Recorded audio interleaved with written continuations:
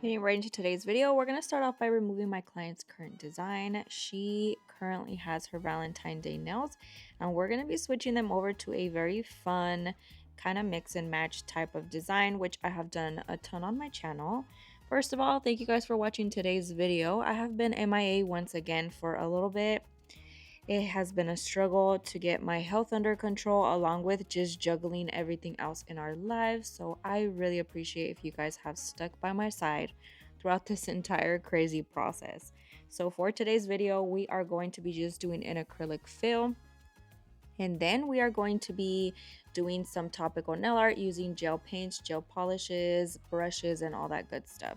So for the first step, we're going to focus on removing her current design. I am using my Efile at about 8,000 RPMs, and along with that, I am using a 5-in-1 bit, my favorite one from Kiara Sky. And I am going to be focusing on using light pressure to do this process. It is very important that I do not remove bulk acrylic. Now, she does have lifted areas, which you can easily tell the difference, especially on a nude nail. If you have areas that are more white than the actual nude color that you placed on there, that is going to be a great indicator that you have lifted areas. So at this point, I would go ahead and file that nice and thin so that I can easily remove that lifted portion. If you are new to doing nails, definitely make sure you focus on that. Otherwise, you can cause greenies, which is moisture being trapped underneath that nail. So always make sure you are fully removing any lifting that the nail has.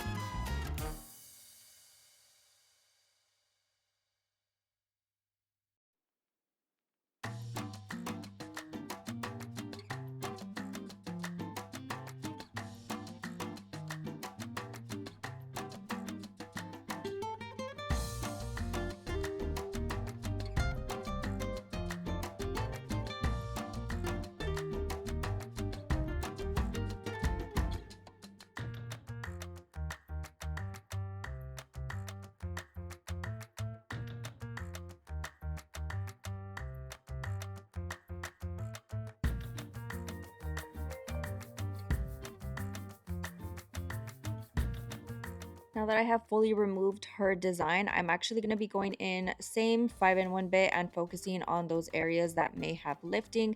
She has very minimal on this hand, so we're just going to be barely going in around that growth portion and thin that out nicely so that I can easily remove it with my mandrel bit.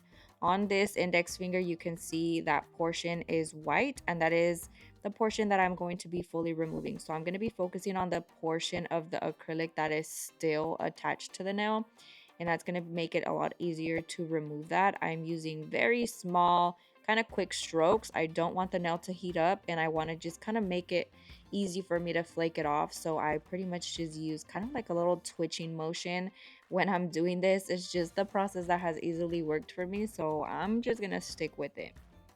Next, I'm going to be taking my hand file of choice. I do absolutely love the Tammy Taylor Peel and Stick file, so that is always pretty much the one that I gravitate towards. Now, if I run out, then sometimes I will switch it to the not polished one. They are still really good, amazing hand files. I just got used to these, and I feel like these are a lot stiffer than any other option, so we're just going to stick to these. 10 out of 10 recommend them. I'm going to go in and just file the sides, one kind of reshaping her nail, but also making sure that I am removing that black gel polish that she still has on from her previous design. I'm just doing this quickly, and I prefer to do this with my hand file because I get so scared that I'm going to overfile the shape with my e-file. So to make it a little bit more safe and a little bit more comfortable for me, I just go ahead and do it with my hand file.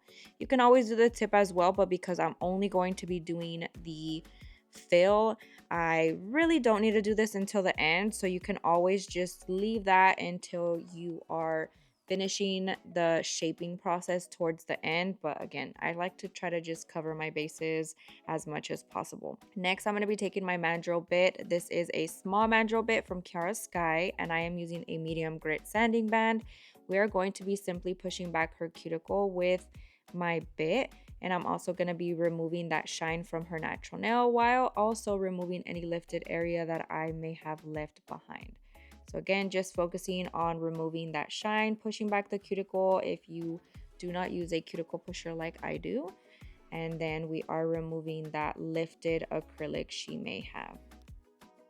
Always remember to do the prep process at a very low speed. For my normal e-files, my typical ones that I've used in the past, I always do 4,000 RPMs, but I am using the not polished one in today's video, and I am putting it down to 3,000 RPMs because this thing has a good speed to it, and I want to make sure that I am using very light amount of pressure while doing this as well.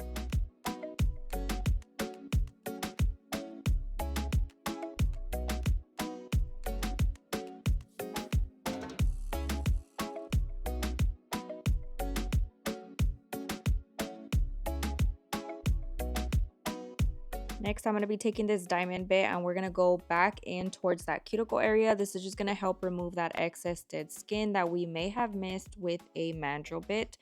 Do note that the smaller the bit, the easier it's going to get into those hard to reach areas. So reason why I like to do this step. It's not always necessary, but if you feel like your nails are lifting, try to implement this step in there as well, and that will definitely make a huge difference.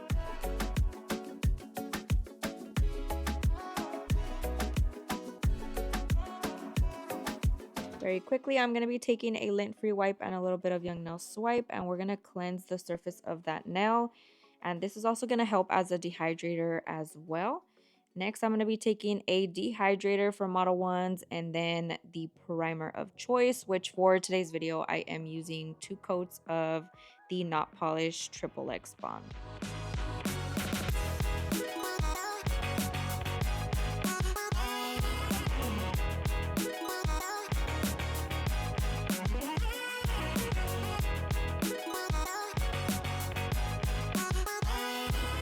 Now for our acrylic application, I am using a size 12 acrylic brush from Not Polished, and along with that I'm using my Monomer from Kiara Sky.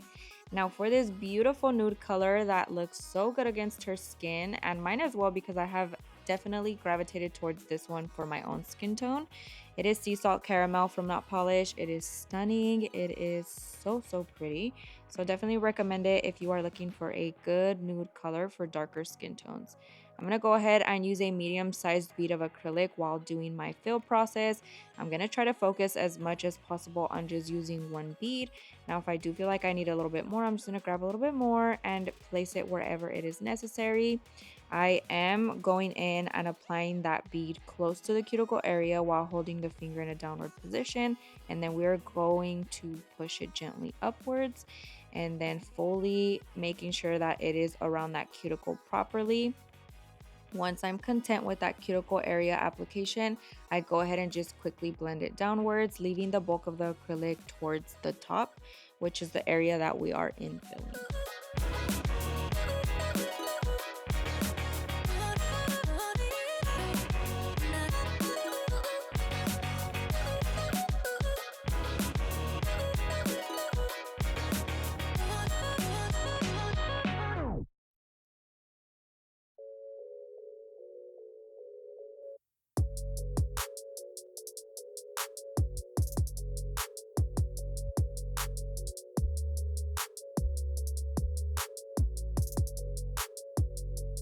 Now, once everything is done and dried, we're going to go in with our filing process. Now, for this process, I'm using my Efile once again at a speed of about 8,000 RPMs. Same 5-in-1 bit that I used at the beginning. And we're going to go around that cuticle area, making sure that the acrylic is nice and flush. And then I'm quickly going to blend everything together from the existing acrylic all the way to the portion that we infilled. I just want to make sure that the application is nice and smooth. I tried to focus on my application pretty good, but you still want to go ahead and blend it all out with your e-file or hand file if you prefer to use that method.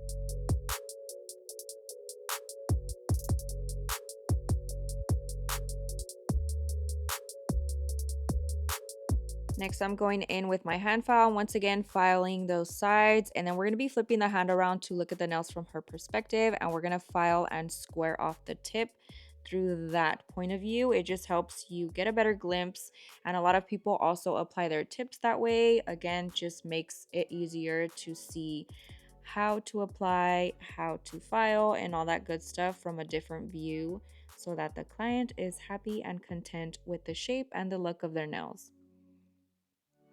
Here we go, flipping the hand over, and then we're just gonna file away.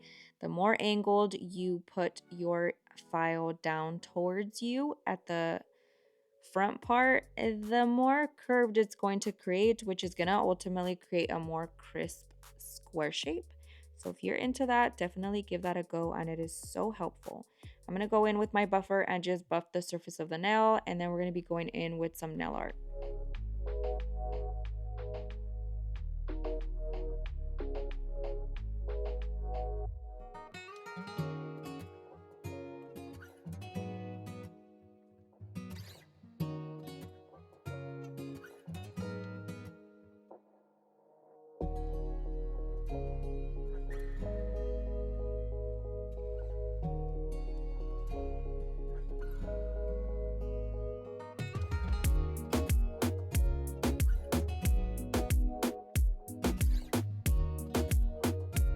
Going in and cleansing her nails. You can always go and have them wash their hands. I'm just using a lint-free wipe and a little bit of young nail swipe just to cut down the time just a smidge.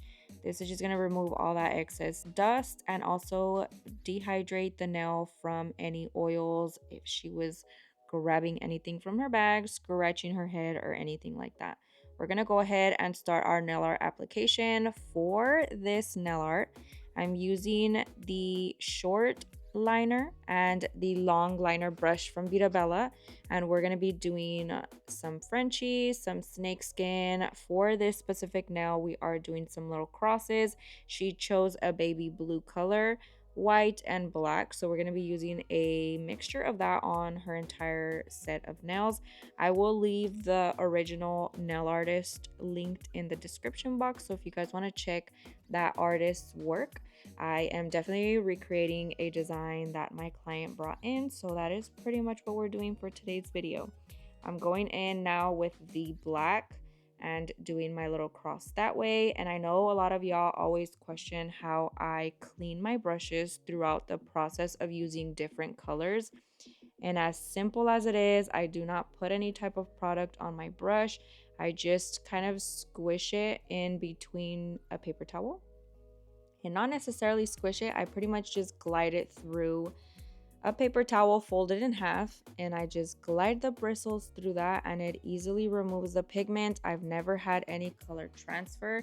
If you are using black to white, as long as you give it 2 or 3 passes through that paper towel, it should remove all of the pigment and it should not transfer. So definitely give that a go. And for me, it is so simple, so easy, and I just have a little corner of my napkin that I have underneath her hand, and it will completely be filled with all the colors that I've used throughout the nail art portion, and it's always so funny to just see all those colors rainbowed together. Now we're going to be doing some Frenchies, as you can see, on the middle finger and the index finger. For this process, I am using my long liner brush. And again, from Veeda Bella, I find it a lot easier to just do the smile line, kind of a rough smile line at least, and then infill the rest with either a gel polish, a liner, or a thicker brush like I am using here. And it just makes the process go a lot quicker. And once I'm content with that, I'm actually going to be taking the Oopsie brush from Veeda Bella, using the pointed side. Do note that all the brushes are double-sided. So I'm using the pointed side, and I just go in and carve it out to my liking. Or if you have a wider nail or a bigger portion that you need to clean, you can always use the round side as well.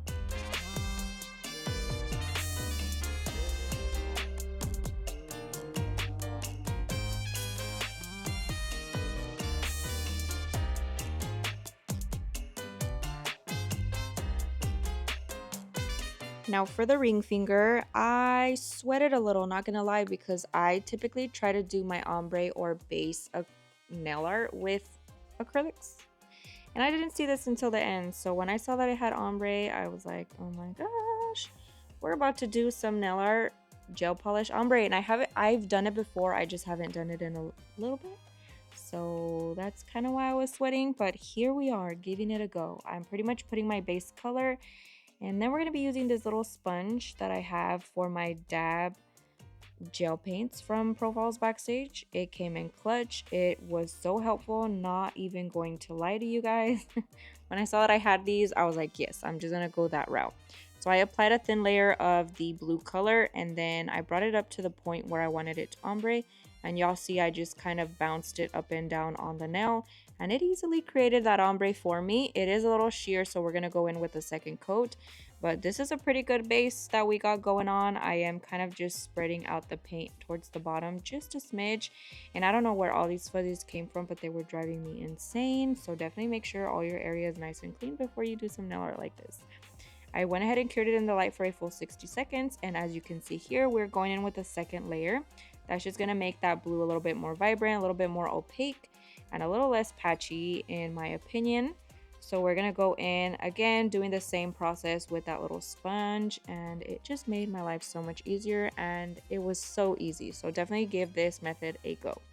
Now we're going to cure that in the light once again, and I'm doing some line art on top using that same blue color, but adding a little bit more dark blue into it just so that it pops a little bit more. Another version that you could do as well, which I did on the other hand because it was black, was go in with shiny top coat over top and then mattify the lines on top.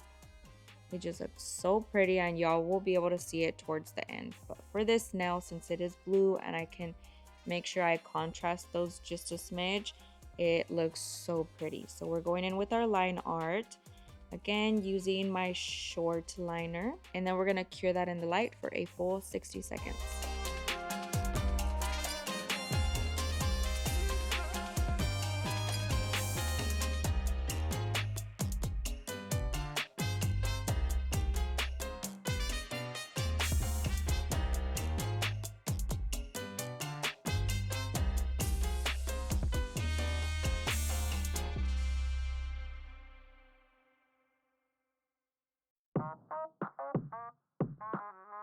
Now for the middle finger, we are using Blossom Gel from Not Polish. Absolutely love, love, love Blossom Gel. It just makes my heart so happy because it's so easy to do and it looks so pretty. So we're adding a decent coat of that on top of our Frenchie. And I'm just going to kind of let that marinate while I do the index finger because it was a really easy design to do. So I knew that I was going to be able to easily create this and it not mess up the Blossom Gel. We're just doing some blue drippies on that Frenchie nail.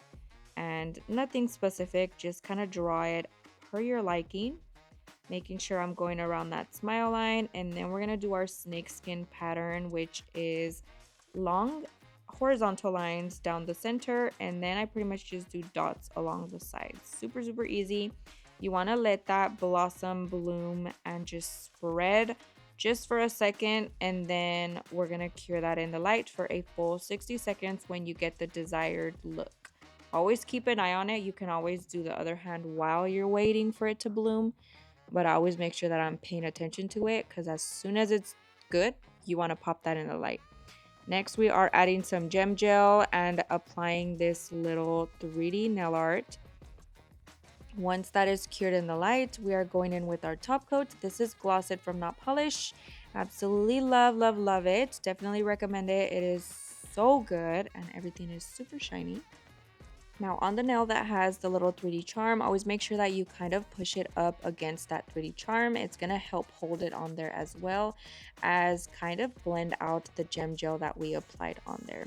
We're going to cure this in the light for a full 60 seconds, but that pretty much concludes today's video. Let me know what you guys think down below. Thank you guys so much for watching. I hope you enjoyed it. I hope you learned a ton, and I'll see you guys next time.